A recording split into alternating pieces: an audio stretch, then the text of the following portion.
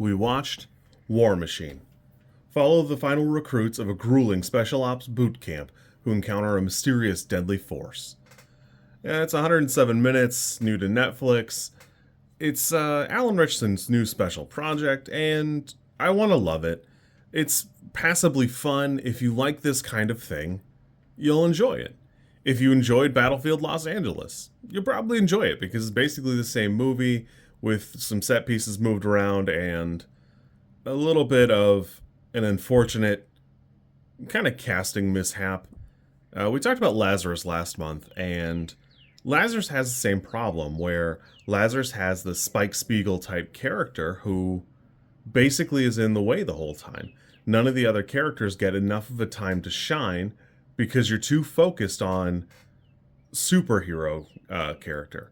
And don't get me wrong, I like Alan Ritchson. I love the Reacher series, but the reason that character works is a style over substance portion, and also the books are written really well.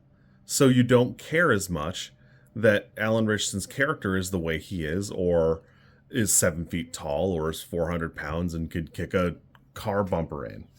You can suspend that portion of it to enjoy it. Where here, it's a lot tougher because it seems like it's the Alan Ritchson's character show, and all of his flaws are actually just benefits, and you just haven't seen it yet. You'll see. And don't get me wrong, I can enjoy it. It was passably entertaining, but there is an element of it that is just straight up a propaganda movie that I don't think it's really doing anything it ought to do. That, moreover, for all the yapping they do about the Army Ranger test, the British SAS one is widely known as like a much harder test. So it's kind of weird that they harp on about it quite as much as they do in the movie. The movie's got a lot of interesting faces. Alan Ritchson, Dennis Quaid, Jai Courtney, who, his part is almost, you could probably delete it and be 17 minutes shorter, make a better movie. Esai Morales, very excited to see him again. Daniel Weber, Jack Ryan, Patrick Hughes. I mean, it's got some interesting people, but you almost feel like you're wasting your time seeing them because of how the movie progresses and how they're handled in the story.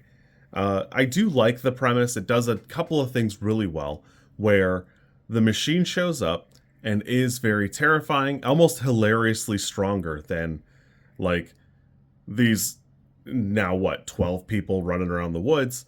But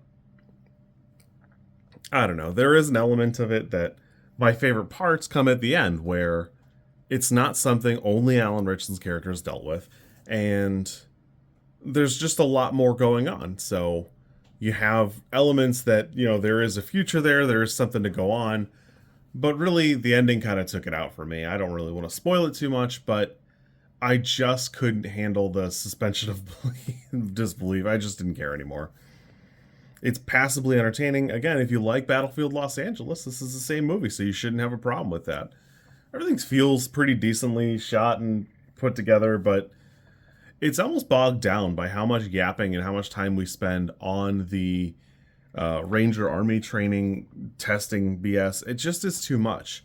It's too much of that because it's really not the focus of the movie, and very clearly it's not the focus of Alan Ritchson's character, or at least it should be, and since it isn't, it's wasting your time a little bit. You probably could have done like a quick clip show and probably had something a little bit better there. I wanted to like this, and it's fine. Again, there's a foot for every boot, and this boot just isn't mine. It's a passably fun, entertaining thing, but it leaves a lot to be desired. It just is all over the place. Needs another pass in the writing department too. I'm excited for Patrick Hughes. It's kind of cool that he's got a new project he can hyper fixate on, but it is what it is. This for me is probably a 4 or a 5.